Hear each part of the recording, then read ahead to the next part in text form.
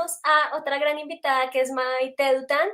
Ella es licenciada en letras, ha trabajado mucho con el lenguaje, ha hecho diferentes talleres en las áreas de promoción de lectura, de selección de libros para niños, recopilaciones, pero sobre todo ha trabajado con la tradición oral y es una de sus líneas de investigación. Y con esa línea trajo el libro que está en Makemake que se llama No se aburra y se las voy a traer aquí a escena para que nos salude. Hola, buenas tardes a todos. Muchas gracias, Hola, María Maite. Paula, y gracias a Make por invitarme a estar aquí en este grupo de gente enamorada de las palabras y de lo que nos aportan a todos como personas y como gente que vive juntas. Pues les quería contar que para nosotros en la primera infancia el vínculo con la palabra es muy profundo, es el momento de la vida en el que empieza nuestro interés y nuestra curiosidad por las palabras. Descubrimos progresivamente cómo esos sonidos que acompañan nuestra cotidianidad, que acompañan cada momento del día, no solamente tienen un sonido y un sentido en la inflexión de la voz, sino que vamos descubriendo con el tiempo que también tienen la posibilidad de comunicar. Y entonces empezamos nosotros a ensayar esas maneras de usar el cuerpo para producir una palabra, para comunicar. Y entonces estamos muy atentos a cómo los que están a nuestro alrededor se dirigen a nosotros, nos hablan, nos cuentan cosas.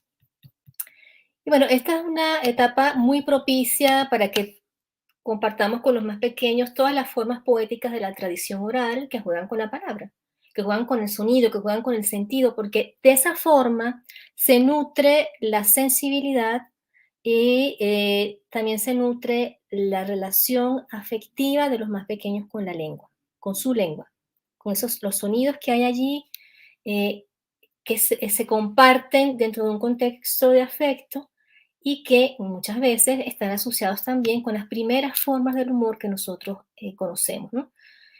Muchas de estas palabras vienen en la forma de una canción de cuna o una canción que acompaña un juego para saltar.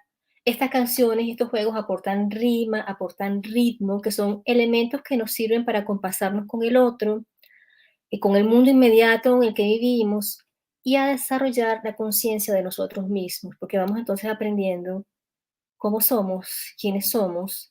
Sí, por ejemplo, este juego de 5 lobitos tuvo la loba blancos y negros tras de la escoba mientras mueves la mano, entonces vas descubriendo cómo funciona el cuerpo, cómo el haber llegado a este mundo que tiene una gravedad y que implica una forma de moverse está asociado también con ese aprendizaje de la palabra. Entonces, todos estos juegos van generando en nosotros unas imágenes mentales que relacionamos con esas sensaciones, con momentos del día, con las personas con las que compartimos y con esas palabras que están allí en ese contexto de juego, de afecto y de exploración que empieza desde el momento en que llegamos al mundo. Eh, Bernardo Couturier, que es un especialista en niños, decía que el juego es el trabajo del niño, que es crucial para la construcción del ser. Porque cuando somos niños, nosotros a través del juego exploramos, investigamos, sacamos conclusiones sobre lo que vemos, comprendemos cosas que están vinculadas con nuestro cuerpo, pero también con nuestro mundo interior, practicamos con los otros la interacción social, aprendemos a relacionarnos con el otro a través del juego y aprendemos a ajustarnos a los cambios que hay en el afuera, pero también en el adentro. Entonces, ese juego con la palabra nos permite eh, afinar la posibilidad de usar las palabras para expresar, para explicarnos las cosas que vivimos, ¿no? El juego con la palabra heredado de la tradición oral, da pie a todas esas acciones. No son solamente los juegos tradicionales, el juego con la palabra también.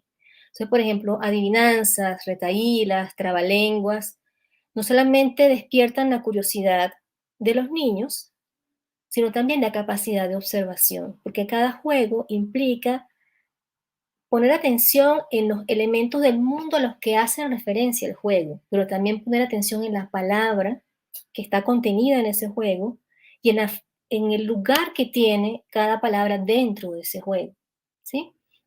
Eso, además, se suma al hecho de que vamos descubriendo cómo las palabras son flexibles.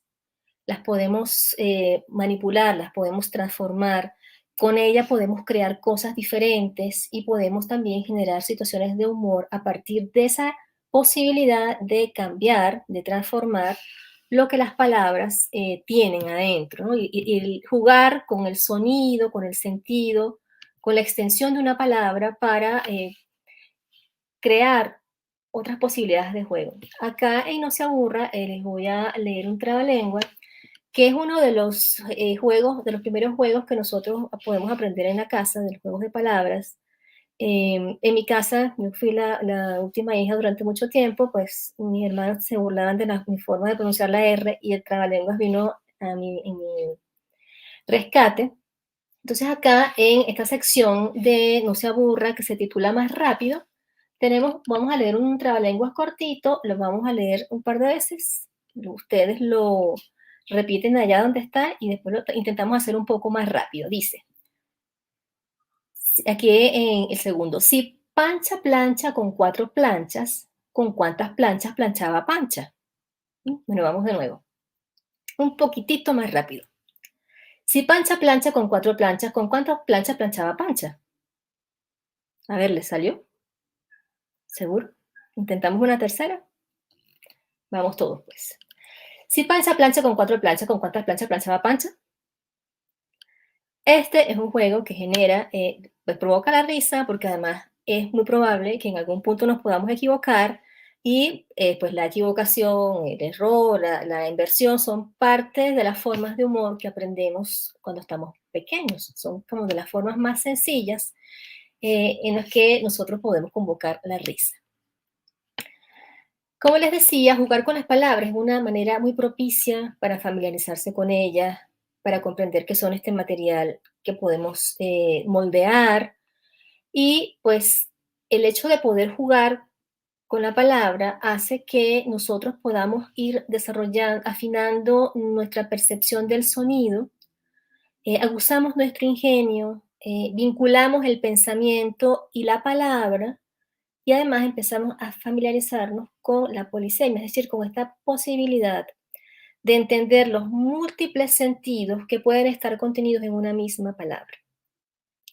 Y bueno, para eso hay muchos juegos que la tradición oral nos ofrece. Por ejemplo, en esta sección del libro que se titula ¿Qué le dijo? Tenemos algunos juegos que nos dejan pensando por las relaciones que se establecen allí. Por ejemplo, ¿qué le dijo la cuchara a la gelatina? Vamos a ver si alguien me puede responder.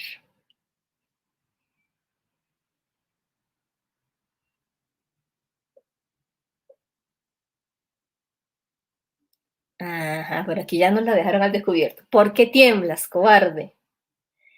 Muy bien, y vemos acá que un pez le dice al otro, no somos nada. Estos juegos tienen la particularidad de que nos hacen pensar en cuál es la relación que hay entre las palabras que están dentro de la pregunta y las posibilidades de respuesta. Y a veces nos sorprende porque la respuesta va en una dirección completamente distinta a la que podíamos esperar. Y esa sorpresa es justamente la que nos provoca la risa, la que genera el humor. Porque la sorpresa también es una de las formas del humor que aprendemos más temprano. Por ejemplo, vamos a ver los colmos, que también son una de las formas de los juegos de palabras que nos deja pensando en cuál es la relación que puede haber entre lo que nos está planteando la pregunta y la respuesta que puede haber allí. Por ejemplo, ¿cuál es el colmo de un piojo?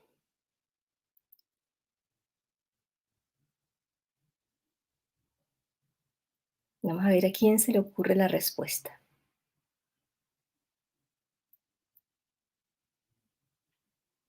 ¿Cuál será el colmo de un piojo? ¿Se rinden? No se van a rendir tan rápido. Nos dice por aquí ser vegetariano. Frío, frío. A ver, ¿alguien más? Muy bien, Caterina, perder la cabeza. Ese es el colmo de un piojo. Y ahí, como ven, hay un doble sentido en la expresión perder la cabeza. Eso es muy importante para en el futuro, cuando los niños se aproximan a la literatura y que se aproximan a la literatura escrita, puedan comprender las figuras literarias que hay allí y no solamente comprenderlas, sino sentir algo con ellas, ¿no? Poder manifestar su propia sensibilidad en esas palabras que están construyendo unas imágenes que son distintas a la realidad y que contienen una porción importante de belleza en la construcción que están proponiendo. La tradición oral implica, en particular los juegos de palabras, un tránsito por la palabra, es decir, hay un discurrir de la palabra entre los miembros de una comunidad que la comparte, empezando por la familia. Este libro sale justamente de la relación con mi familia y con mis padres, que eran muy dados a los juegos con la palabra y también a los juegos con la palabra que tenían que ver fundamentalmente con el sonido. En mi familia hay muchos músicos, entonces hay una afinidad con todo aquello vinculado con el ritmo y la palabra. Esos dos elementos son importantísimos porque sientan las bases de nuestra relación con el uso de la palabra como miembros de la familia humana, pero también con el uso de la palabra escrita como habitantes de la cultura escrita. Mientras más temprano y por más tiempo estemos expuestos a los juegos de palabras y a la tradición oral en general, pero en esa primera etapa de nuestra vinculación con el uso del lenguaje, podemos hacerlo desde el juego, desde el humor y desde lo que se comparte, y lo que se comparte en una comunidad que tiene unas formas de jugar y de comunicarse. Eso va asentando nuestra relación con las palabras, va dejando un rastro, una memoria en cada uno de nosotros, porque la palabra no solo transita de una generación a otra, de una persona a otra, sino que transita internamente dentro de cada uno de nosotros y va dejando eh, unas huellas que se van constituyendo progresivamente en un repertorio, no solamente de palabras, sino de emociones, de recuerdos, eh, de vinculación con el sonido, con el ritmo, con la rima, con esos elementos internos de la lengua que posteriormente, cuando ya nosotros estemos vinculados con la lectura y con la producción de textos, entonces tenemos ese, ese bagaje de formas para escribir, de recursos para darle un ritmo a nuestro discurso. Lógicamente eso empieza con la expresión oral, pero en la medida en que nos vamos adentrando en la cultura escrita, que nos apropiamos del código escrito, entonces es este recuerdo del juego que hicimos en casa, que hicimos en la escuela, que compartimos en la biblioteca o en el centro comunitario, entonces nos va a servir como una materia prima, muchas veces inconsciente, para nosotros tener una vinculación más fluida, más familiar con la lengua escrita y con las posibilidades de creación. Porque ese juego con el sonido y el sentido nos permite también entonces crear imágenes a partir de la palabra y con la conciencia de que nosotros vamos a generar un efecto con eso en el que está oyendo.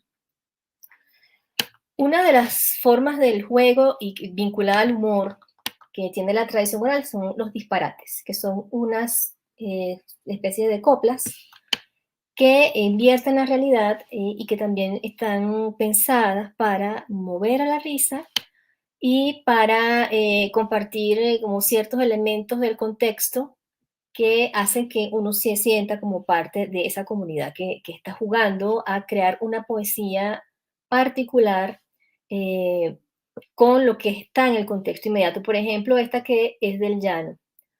La gallina puso un huevo, pero lo puso batido, de tanto bailar joropo con el gallo amanecido. Esta está en la sección Lo que oíste del libro No se aburra, y está, por ejemplo, esta otra que dice, esto dijo el armadillo sembrando sus arracachas, agua caliente a las viejas y besos a las muchachas. En estos juegos y en estas primeras formas poéticas de la tradición oral, nosotros podemos ver también elementos propios de la cultura, de la visión de mundo, del lugar donde han tenido origen.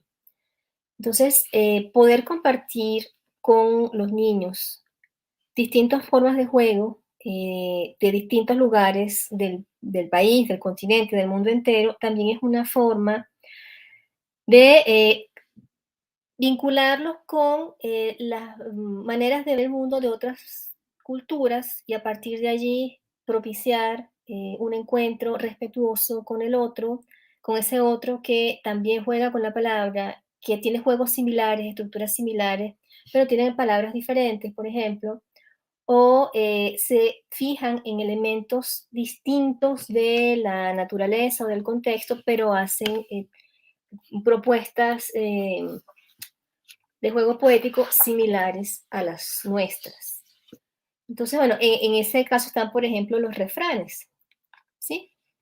Por acá nos dice Alba Lucía que la sonoridad se vincula con la permanencia del lenguaje, sí, sí, y además ayuda a desarrollar esto que los maestros bien saben que se conoce como conciencia fonológica, que es esta posibilidad de poder, cuando pasamos ya al código escrito, entonces poder comprender o identificar cuáles son los sonidos que están dentro de esas palabras y haberse aproximado a la palabra desde el juego aligera esa experiencia, facilita esa experiencia.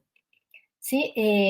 Como les decía anteriormente, las culturas van generando desde sus saberes y sus experiencias también unas formas de expresar lo que piensan y lo que sienten del mundo en el que viven y de las relaciones humanas. Y los refranes son unas formas que implican un juego de palabras porque son también unas frases muy sintéticas que contienen sentencias, maneras de percibir al otro o de definir ciertos elementos que están en el mundo o en las relaciones humanas. Entonces, por ejemplo, tenemos en la sección, como dicen por ahí, este refrán que dice, gallo que no canta, algo tiene en la garganta.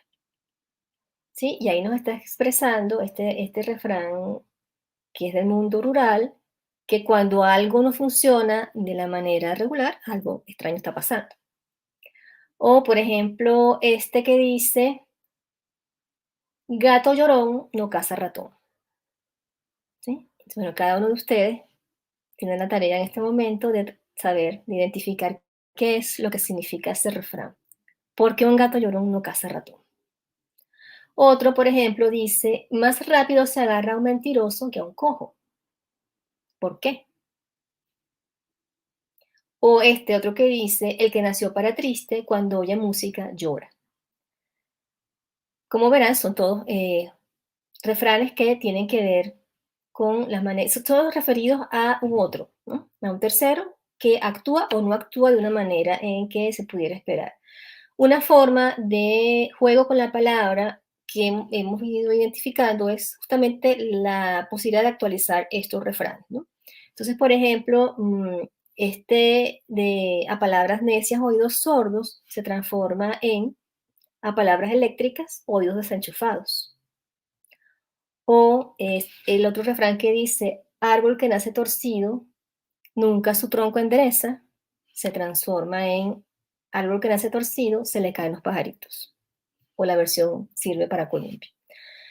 Entonces, bueno, estas maneras de jugar con la palabra como un elemento moldeable hace que la vinculación con la expresión oral y con la expresión escrita se vuelva natural, se vuelva familiar y pierda ese matiz inquietante que puede tener cuando entramos al contexto escolar. Entonces, es recomendable que las familias puedan aportar todas estas formas poéticas primarias que nos ofrece la tradición oral, porque, como ven, tienen muchísimo peso en la relación que desarrollamos nosotros con la palabra, con todos los elementos de la palabra, ¿no?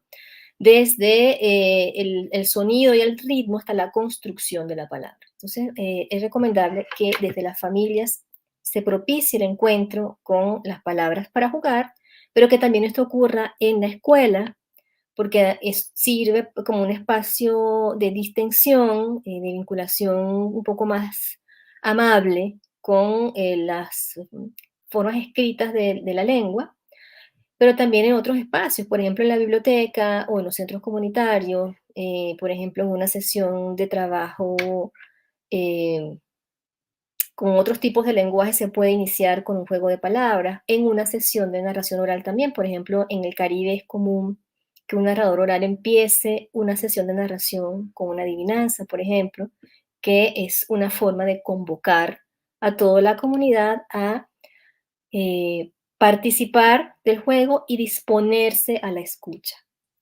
porque esa es otra de las formas que nos ofrece la tradición oral, y el juego de palabras en particular, que nos ayuda a disponernos a la escucha. Maite, qué emoción estarte escuchando. Y pues creo que ya se nos ha ido un poco también el tiempo. No sé si Sí. quieres continuar más o si quieres que hagamos la sesión de preguntas. Si tienen preguntas, perfecto.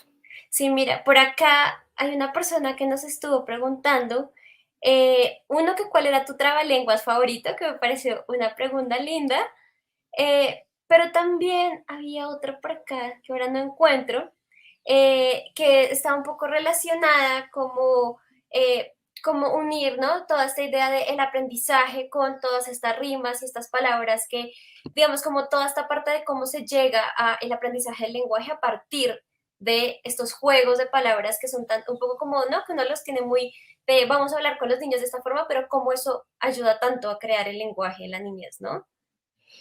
Sí, vamos a empezar por ahí rápidamente. Así como los niños pequeños empiezan a entrenar su aparato fonador, si tienes un bebé en la cuna y empiezas a gorjear, eso va entrenando el cuerpo para la palabra hablada. Los juegos de palabras van entrenando tanto el cuerpo, porque también inciden en las maneras de pronunciar, pero también van agilizando el vínculo con la palabra, desde el afecto y desde todos los procesos intelectuales que están vinculados. Ese entrenamiento físico tiene un correlato también mental, porque entonces hay una vinculación con cómo se pronuncia una palabra, cómo afinas el oído para comprender cómo realmente se pronuncia esa palabra, qué significado tiene, en qué contexto se usa, qué otros significados puede tener, que es una de las cosas que, bueno, pues va costando mucho más en la primera infancia entender que puede haber muchos significados para una misma palabra dependiendo del contexto e incluso dependiendo de cómo se pronuncie. Porque aunque nuestras lenguas no son tonales, en ciertas circunstancias puede ser que la entonación de una palabra pueda tener un sentido distinto. Y con respecto a mi trabalenguas preferido, es el que me enseñaron para pronunciar la R, que es el que más recuerdo, que era R con R guitarra, R con R barril, rápido corren los carros por la vía del ferrocarril. Creo que me funcionó. No sé ustedes qué opinan. Yo creo que sí. Yo, la única que me sé y la única que puedo decir con confianza es la de a cuesta le cuesta subir la cuesta y en medio de la cuesta va y se acuesta. Único trabalenguas que sé, el resto no me pidan que los diga porque soy malísima. Bueno, pero puedes explicar con los libros que hay por ahí con ese tema. Bueno, Maite, muchísimas gracias por acompañarnos hoy por acá. Hubo muchas personas que estuvieron compartiendo adivinanzas y rimas dentro del chat, que nos estuvieron diciendo que les ha gustado mucho la presentación, que el aporte está muy interesante. Muchísimas gracias por acompañarnos. Y voy a seguir con nuestro siguiente invitado, entonces Claro me que sí. despido y que Gracias. tengas Chao, un gracias a gusto todos. tenerte.